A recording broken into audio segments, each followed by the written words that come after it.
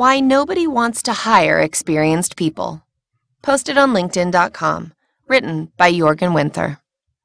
Even though there is a demand for experts, it is at the same time difficult for people older than a certain age to get a job. Age is of course not the same as expertise, but in many businesses, it is seen how age itself, expertise or not, will disqualify a candidate. The source of the mishap. There's a big difference between young, naive, and irresponsible on the one hand, and older, wiser, and considerate on the other hand. Through the last few decades, we have learned to appreciate the characteristics of the young and disrespect those of the old. Beauty, physical strength, good teeth, whatever. Everything connected to youth is considered good by most people. And this goes even further, as being wise is certainly not indicating youth.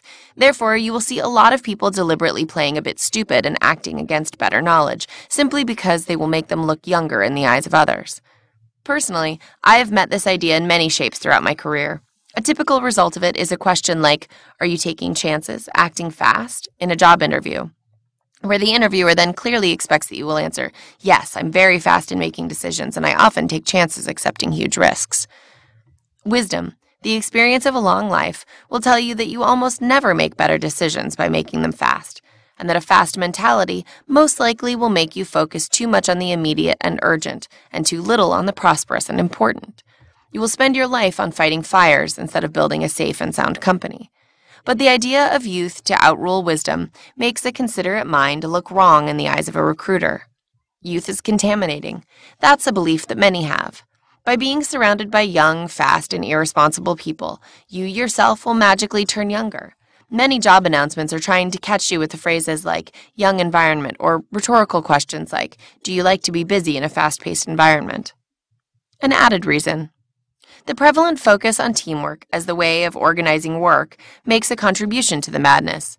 Teamwork is a very good way of bringing in all competencies into a combined effort, if that is what you want. But more often than not, teamwork is being abused for dragging down the quality and efficiency to a level corresponding to what everybody in the team can or could handle, because there's a common misinterpretation of the team idea that all team members should be equal and be able to replace each other on every task. This is the rule of the smallest common denominator. The team will no longer be stronger than the weakest link, so to speak. But as it counts for each individual task, the team can easily end up being much weaker than any of the team members would be as individuals.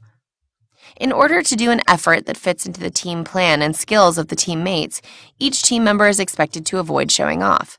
There's no point in doing work at a level or quality that the others cannot handle. It can actually lead to, as I have seen several times, a requirement to delete the good work and then redo it in a less good quality. The problem? Of course, this is not good. Behaving like teenagers can easily kill even a big and serious company, and regularly does, I guess. Lots of management guidelines are about making the team work and putting restrictions on any behavior as individuals. They are, actually, about preventing good work from appearing. It is common to believe that you can learn from your mistakes only. So young people who make more mistakes are considered more fit for the learning organization, a management idea that actually has a very good and sound idea behind it, but which is often completely misunderstood by management. They believe that only common learning is useful, only what the whole bunch of employees know in common. They never understand that individuals could contribute with a lot being given a chance. The remedy. Understand that youth is not the same as good. Youth can be good, but so can wisdom. If you want to run a company in a professional manner, the employees and managers alike must behave like adults, taking their jobs seriously and try to do what is needed for success. And that might well be something else than what leads to success in your private life. Quite simple. For the one who is not young, who has experience, stay away from companies that clearly cultivate the idea of youth as superior to wisdom. Speed is superior to consideration.